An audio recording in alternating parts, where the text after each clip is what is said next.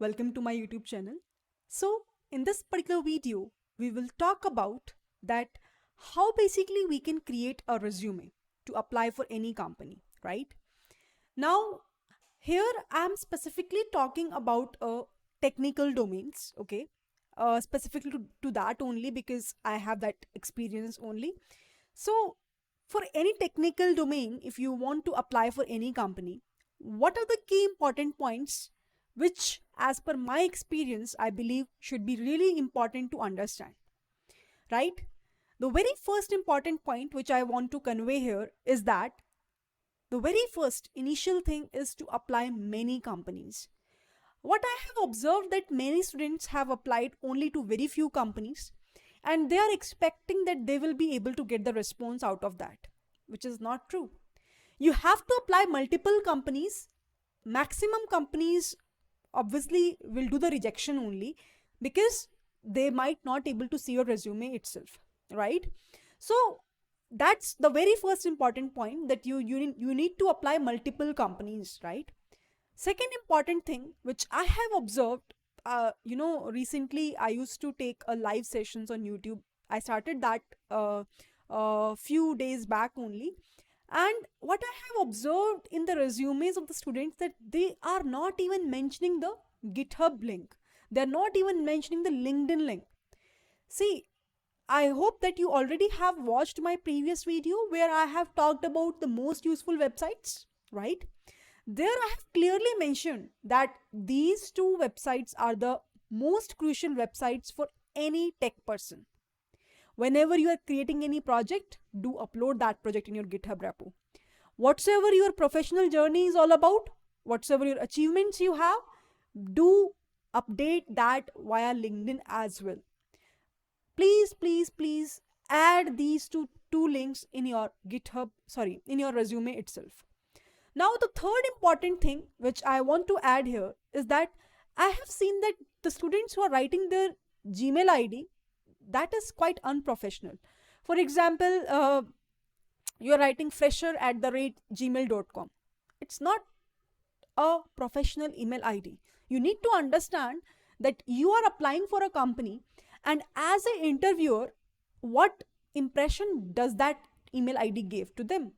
So if you don't have any professional email ID, do create that, and it should be maybe with your naming, whatsoever name you have, or it should sound pretty professional. That's the only thing which I want to mention here. Now, the next important point which you need to understand here, I have seen that the students are writing the projects and they're explaining the projects in a paragraph. It's not a good thing. Why? Because interviewer is not having this much time to read your paragraphs. Always write in the form of a points. And in those points, you have to understand, try to write the action words, what you did, what you built, right? And what impact this project is giving, maybe to society, to community, in terms of accuracy. You have to tell that, okay, you did this project, you got this achievement, but why? What this project is all about and how it is helping. For example, you created some project related to healthcare domain. So you have to specify that this project is helping the doctors to do this particular task, to diagnose a cancerous patient. So in this way, you are telling to the interviewer about your project's significance, right? The next important point is that whenever you are creating a resume, see what is your top-notch skill. For example, it depends person to person. I can't say that education should be at the top. I can't say that the work experience should be at the top. For example, suppose I am from IIT. So obviously for me, education is something which displays the utmost importance, right? So I will write education at the very first. If suppose you are not from tier 1 college or you're from tier 3 college, but you achieve something great out of that, right? You got some scholarship, you have some publications, you have some good working experience in some good companies, you will write that at the top point, right? Whatsoever is your strength, write at the topmost thing. And in complete resume, whatsoever things you feel is like important, where interviewer will do a lot of work on, interviewer will see that, highlight that, bold it out, right? Because understand, interviewer or the HR recruiters are getting a lot of resume. Why they will pick your resume? You have to give them the reason. If you're not giving them, you're losing your chance, right? Just see all these things, verify once again in your resume whatsoever points I have mentioned. Is there something which you did as a mistake? Please rectify that. Okay, the last point which I want to convey here is, I know that you will be having a lot of experience, it might be the case. I know that you might be having a lot of things to mention, but please understand that the person who is looking your resume is not having this much time.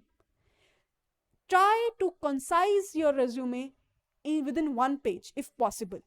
At max 2 pages. Don't go beyond that, please. Minimum 1 page I am saying. If it's possible, do that. How you can do? Don't repeat the things. I have seen students that they are mentioning in their work experience about their projects, and then they're making a separate section of projects and mentioning the projects again. Don't do these kind of mistakes. Repetition should not be there. Concise the things. See whichever thing is quite relevant. Write only those things.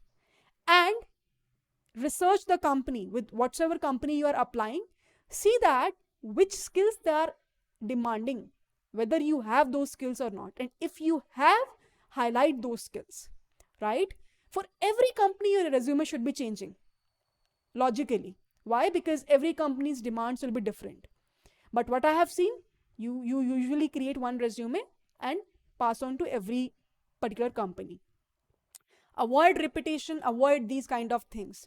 Do the research and avoid any grammatical mistake. Again, this will give a very bad impression. For this, what you can do, you can maybe send this resume firstly to your friends who you think that they can check it out and tell you that whatsoever they feel is the mistakes, and then you can maybe pass on to the company, right? So I hope that these key points are helping you to prepare your resume well. If you still have any sort of doubt, anything which is coming up in your head, do mention in the comment section. I will for sure reply to all your comments. And with this, I would like to end this particular video. I hope that you find this video insightful. If yes, do hit like button, subscribe to my channel, and I'll see you all in my next upcoming video. Bye bye everyone. Happy learning to all.